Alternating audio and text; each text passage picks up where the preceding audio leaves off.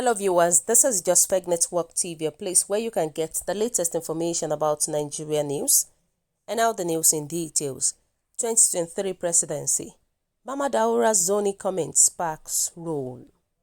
In a rare unanimity of purpose, the governing All Progressive Congress APC and the major opposition People's Democratic Party PDP on Wednesday kicked against calls by political parties to jettison zoning and dwell on competence as a criteria for feeding candidates for the 2023 general election.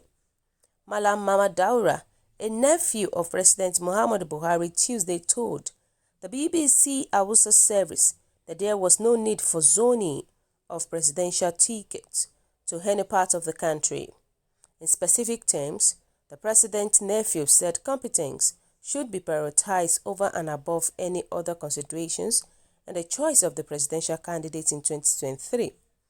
In the interview, Daura spoke about his relationship with the president and the 2023 presidency, proposing that qualifications should be prioritized against the tribe of candidates. Excerpts of the interview were released on its morning program Tuesday and monitored by Blueprint. Mama Daura said after trying rotational presidency for 3 consecutive times, Nigeria needed to consider qualified candidates, regardless of the regions the candidate comes from in 2023 presidency. APC rejects calls. However, Buhari's APC said such comment was not the party's positions, but rather his personal opinion. APC Deputy National Publicity Secretary Mr. Yakini Nabena told our correspondent, "This is not the positions of All Progressive Congress, but a personal opinion by our individual who happens to be a member of the party."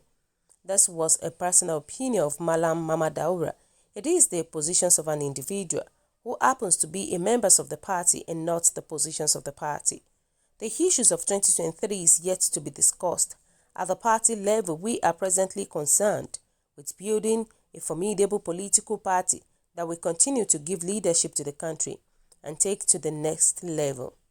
But when asked for the positions of the party on zoning come 2023, the APC spokesman said the party is preoccupied now with the business of reconciliations and unity in the party.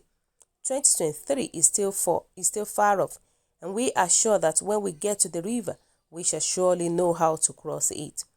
For PDP too, similarly, the PDP Deputy National Publicity Secretary Mr. Diron Odeyemi said Daura's opinion or call was not binding on the party. It is his personal opinion and it is not binding on the party as a party. It is not binding on the PDP as a party. The PDP is an organized party which appreciates zoning. So at the appropriate time, we shall come up with our zoning formula, which would define where the national chairman will come from and where our presidential candidate will come from is at.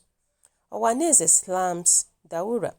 The role was taken a notch higher with the Apex Igbo Sociocultural Group, Owaneze Indigbo, condemning Daura's call. The group said it is the turn of the South, particularly the Southeast, to produce the president in 2023. It warned that equity should not be sacrificed on the altars of parochialism, since it was the rotation sentiment that produced the present incumbent.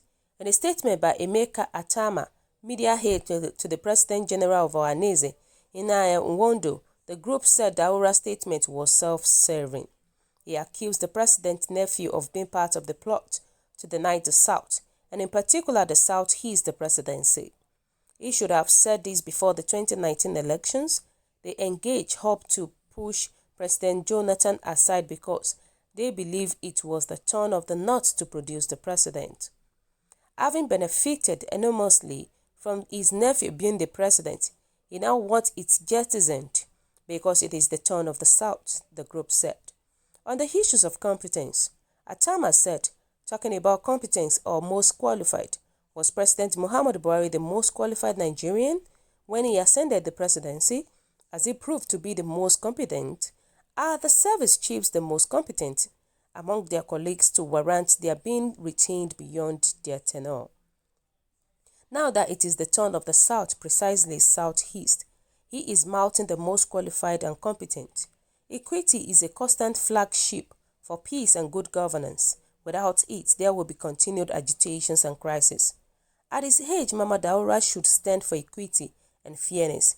Moreover, his stand goes against the grain of the nation's constitutions, which enshrines equality for all people and sections of the country.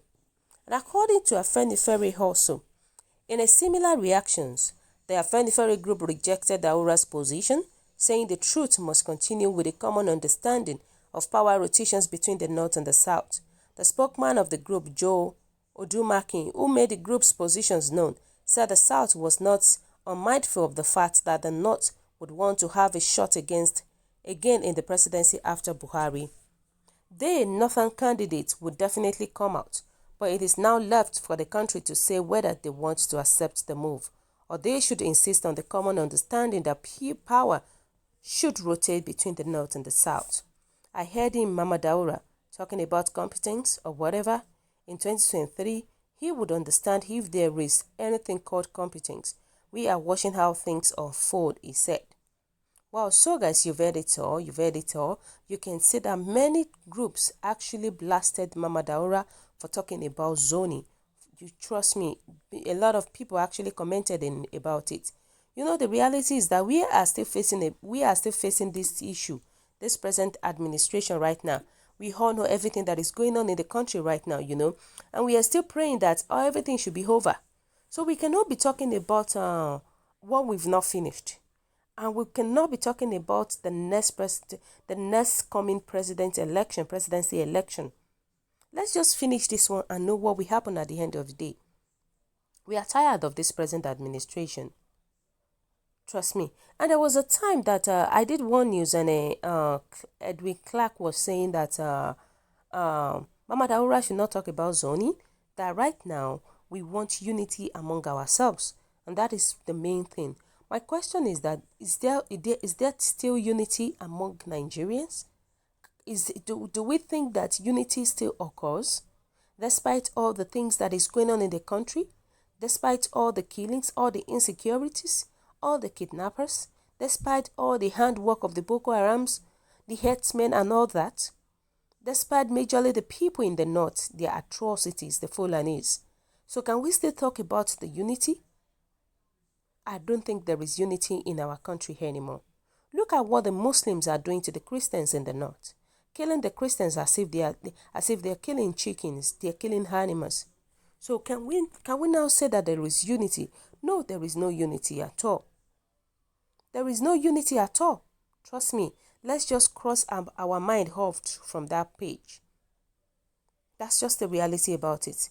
But the fact is that according to what Afenifere say, when we get to the bridge, we will cross the bridge. But right now, let's face what we have right now. Let's just face it right now and overcome what we have right now. There are so many challenges. There are so many things that Nigerians are facing right now. So many challenges, so many problems that needs to be settled. It is not about the next coming elections. Let's just cross the bridge right now and see what will happen at the end of the day. So this is to tell you that many people are really against what Mama Daura said about zoning. That's just the reality about it. But things are going on in the country that is not supposed to be. Definitely, we know that one of the top person that is really directing President Muhammadu Buhari's administration is this same Mama Daura. And he keeps saying it that he doesn't force President Muhammadu Buhari to make decisions. How are we going to believe that? So that's just the reason. So viewers, what do you think? What is your own take about this? Your comment is highly appreciated.